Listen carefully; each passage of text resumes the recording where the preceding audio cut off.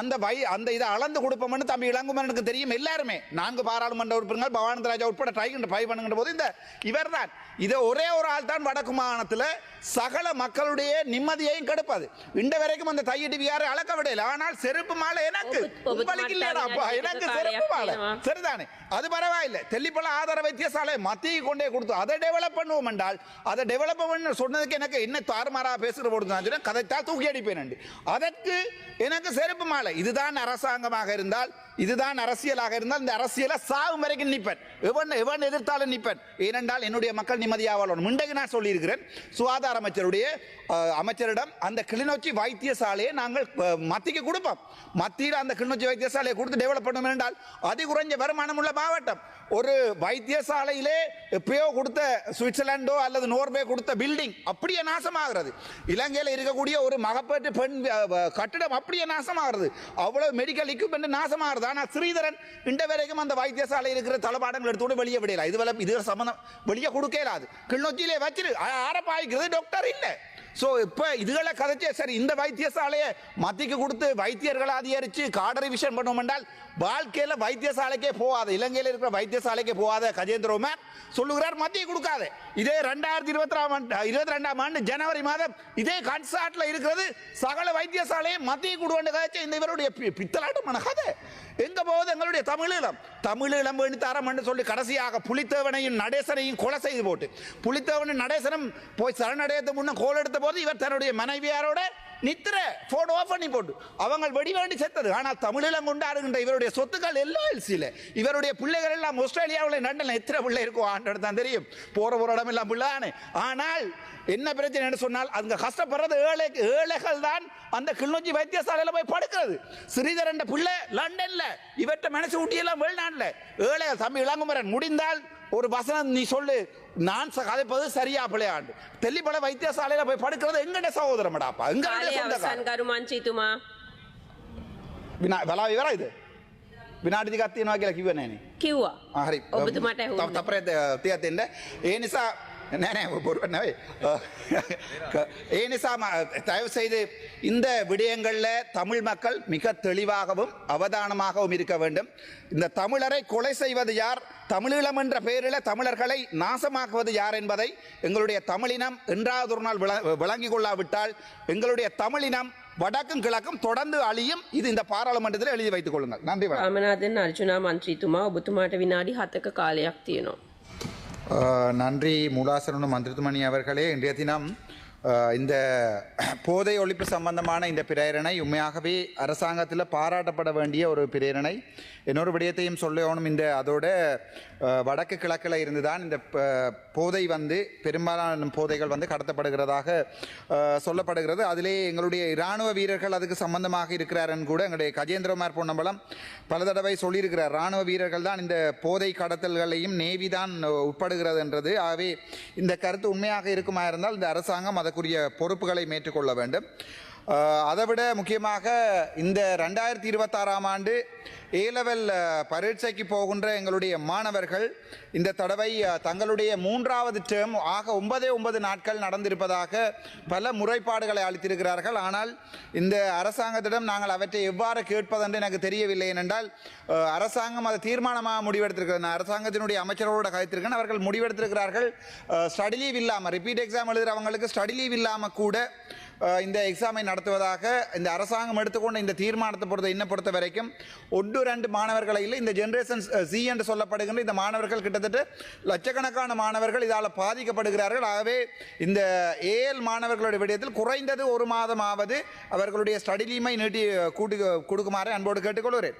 அதைவிட முக்கியமான விடயம் ஒன்றை கதை கோணம் கௌரவ மூலாசரன் மந்திரித்துமணி அவர்களே, இந்த டிசிசி அரசியல், அதாவது இந்த வடக்கு மாகாணத்திலே எங்களுடைய சைக்கிள் கட்சி அல்லது இந்த கஜேந்திரகுமார் கட்சியினுடைய இந்த டிசிசி அரசியல், அதுக்கு முன்னர் ஒரு விடயத்தை சொல்லுகிறேன். நான் தவறி இந்த அடுத்தடுத்த மாதங்களிலே நான் இந்த பாராளுமன்ற பதவியை நான் வாபஸ் செய்தால் இங்கே ஒரு பெண்மணி உட்கார்வதாக இருக்கிறார். ஆகவே தயவு செய்து ஒரு பெண்மணியை பாதுகாப்பான இடத்திலே இருக்கக்கூடிய ஒரு நிழல் நிறையை இந்த இதிலே ஏற்படுத்துமாறு எங்களுடைய சர்ஜன் அட் ஆம்ஸை கேட்டுக்கொள்கிறேன். இதில் ஒரு பெண்மணி அதை பிறகு ஒரு வுமனைசர் இந்த பாராளுமன்றத்திலே பக்கத்தில் ஒரு பெண்ணுக்கு இருக்கலாது. ஆகவே தயவு செய்து அந்த விடயத்திலே கண்காணித்து கதிரைகளை மாற்றி தருமாறு பல தடவை கடிதம் கொடுத்திருக்கிறேன். ஆகவே அந்த விடயங்களை பார்க்குமாறு கேட்கிறேன். நான் வருகிறோம். இந்த செருப்பு மாலை போடப்பட்டது, அதாவது அர்ச்சுனா ராமநாதனுடைய படத்தை ஒரு முதுகெலும்பண்ட சாமானே இல்லாமல் அவனுடைய படத்தை தெரியாமல் இங்கே ஒரு இடத்துல பிரிண்ட் பண்ணி கொண்டு போய் அதை கொண்டே ஒரு இடத்துல ஒட்டி அதுக்கு மாலையை போட்ட இந்த சைக்கிள் கட்சி, இந்த வீட்டு கட்சி, இந்த இவங்களுக்கு நான் சொல்ல விரும்புகிறது, நான் செய்த குற்றம் என்ன? அந்த தெல்லிப்பளை ஆதார வைத்தியசாலை தொடர்பான ஊழல் தொடர்பாக கதைச்சது தான் நான் செய்த குற்றமா? அப்படியானால் அந்த செருப்பு மாலை அதை நான் ஏற்றுக்கொள்கிறேன். தெல்லிப்பளை ஆதார வைத்தியசாலை தான் இலங்கையிலே அபெக்ஸா வைத்தியசாலைக்கு அடுத்ததாக இருக்கின்ற ஒரே ஒரு கேன்சர் வைத்தியசாலை. அந்த வைத்தியசாலையில் 2013ஆம் ஆண்டு தொடங்கப்பட்ட எந்த ஒரு இவர்களுடைய நலம்புரி சங்கங்களுக்கு 2023ஆம் ஆண்டு வரைக்கும் இன்று வரைக்கும் ஒரு கணக்காய்வில்லை. அது அங்கே இருக்கிற MS தேவனேசன் பதிலாக தந்திருக்கிறார், RDHS PDHS சீஃப் செக்ரட்டரி பதிலாக தந்திருக்கிறார்கள். பத்தாக்குறைக்கு சுகாதார அமைச்சரிடம் நான் முறையிட்ட போது அவர்களும் சொல்லி இருக்கிறார்கள் இங்கே கன்சர்ட்லையும் பதியப்பட்டிருக்கிறது இல்லை என்று. ஆனால் அதே வைத்தியசாலையிலே வேலை செய்கின்ற கிருசாந்தி என்கிற வைத்தியர் கோடிக்கணக்கான பணங்களை 2 நர்சிங் ஸ்டாஃபுடைய பேரிலே சேர்த்து பணங்களை சூறையாடினார் என்று சொல்லுகிற போது எங்களுடைய தம்பி இளங்குமரன் கூட அங்கே போய் நுண்மணியில் வைத்தியசாலையை தம்பி ராசா, உங்களுக்கு தான் 93,000 ஓட் விழுந்தது. ஊழலுக்கு எதிராக கதைக்க வேண்டிய நீங்கள் எங்களை பார்த்து கதைக்கணும் ஊழல்வாதிகள் என்று. ஆனால் நீங்கள் எங்களை ஊழல்வாதிகள் என்று சொல்லி கொண்டாப்பா இந்த விடயத்தை கதைக்காம இருந்தால் ஒரு மனச்சாட்சி இல்லையா? அதுக்கு எனக்கு ஆன்லைன் சேஃப்டி வழக்கு போடப்பட்டது.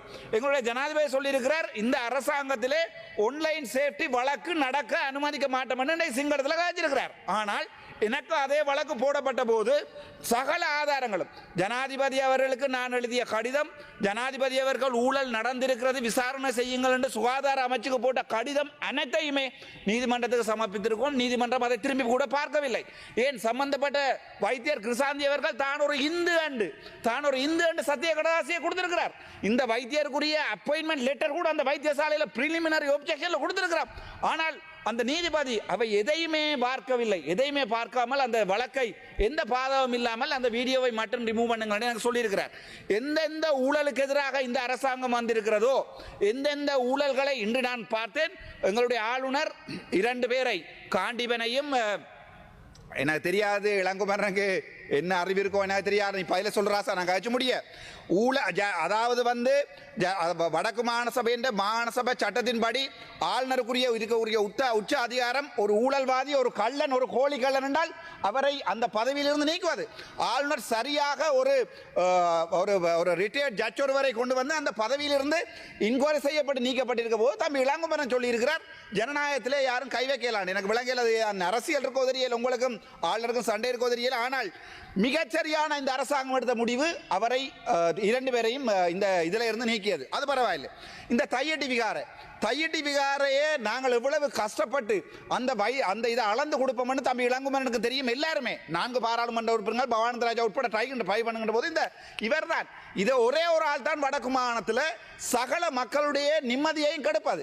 இந்த வரைக்கும் அந்த தையட்டி விகாரை அளக்க விடையில. ஆனால் செருப்பு மாலை எனக்கு செருப்பு மாலை சரிதானே, அது பரவாயில்லை. தெல்லிப்பள ஆதார வைத்தியசாலை மத்திய கொண்டே கொடுத்து அதை டெவலப் பண்ணுவோம் என்றால் அதை டெவலப் பண்ண சொன்னதுக்கு எனக்கு என்ன தாறுமாறா பேசுகிற போது கதைத்தால் தூக்கி அடிப்பேன். அதற்கு எனக்கு செருப்பு மாலை. இதுதான் அரசாங்கமாக இருந்தால், இதுதான் அரசியலாக இருந்தால் இந்த அரசியலை சாகும் வரைக்கும் நிற்பேன். எவன் எதிர்த்தாலும் நிற்பேன். ஏனென்றால் என்னுடைய மக்கள் நிம்மதியாக வாழணும். இன்றைக்கு நான் சொல்லியிருக்கிறேன், சுகாதார அமைச்சரிடம் அந்த கிளிநொச்சி வைத்தியசாலையை நாங்கள் மத்திக்கு கொடுப்போம். மத்தியில் அந்த கிளிநொச்சி வைத்தியசாலையை கொடுத்து டெவலப் பண்ணும் என்றால் அதி குறைஞ்ச வருமானம் உள்ள மாவட்டம். ஒரு வைத்தியசாலையிலே எப்பயோ கொடுத்த சுவிட்சர்லாண்டோ அல்லது நோர்வே கொடுத்த பில்டிங் அப்படியே நாசமாகிறது. இலங்கையில் இருக்கக்கூடிய ஒரு மகப்பேற்று பெண் கட்டிடம் அப்படியே நாசமாகிறது. அவ்வளவு மெடிக்கல் எக்யூப்மெண்ட் நாசமாகிறது. ஆனால் ஸ்ரீதரன் இன்று வரைக்கும் அந்த வைத்தியசாலை இருக்கிற தளபாடங்கள் எடுத்து வெளியே விடையலாம். இது சம்பந்தம் வெளியே கொடுக்கலாது. கிளிநொச்சியிலே வச்சிரு ஆரப்பாய்க்கிறது டாக்டர் இல்லை. ஸோ இப்போ இதுகளை கதைச்சே சரி இந்த வைத்தியசாலையை மத்திக்கு கொடுத்து வைத்தியர்களை அதிகரித்து காடரிவிஷன் பண்ணுவோம் என்றால் வாழ்க்கையில் வைத்தியசாலைக்கே போகாத இலங்கையில் இருக்கிற வைத்தியசாலைக்கே போகாத கஜேந்திரகுமார் சொல்லுகிறார் மத்திய கொடுக்காது.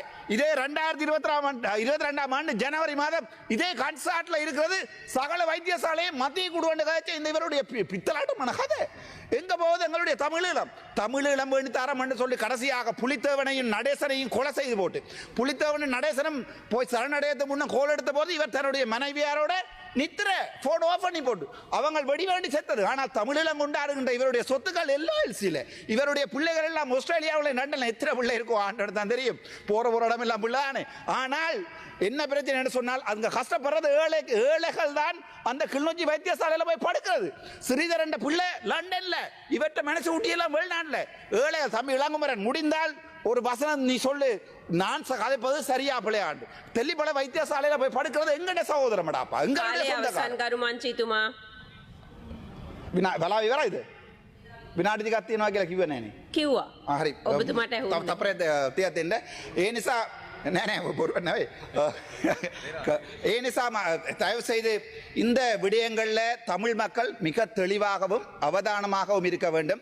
இந்த தமிழரை கொலை செய்வது யார், தமிழீழம் என்ற பெயரில் தமிழர்களை நாசமாக்குவது யார் என்பதை எங்களுடைய தமிழினம் என்றாவது ஒரு நாள் விளங்கிக் கொள்ளாவிட்டால் எங்களுடைய தமிழினம் வடக்கும் கிழக்கும் தொடர்ந்து அழியும். இது இந்த பாராளுமன்றத்தில் எழுதி வைத்துக் கொள்ளுங்கள். நன்றி, வணக்கம்.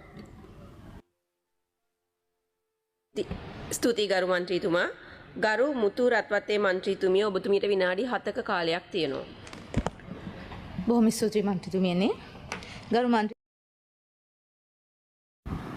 யாழ் மாவட்ட சுயேட்சை பார்லிமெண்ட் உறுப்பினர் வைத்தியர் ராமநாதன் அர்ச்சுனா சற்று முன் பார்லிமெண்டத்தில் உரையாற்றினார்.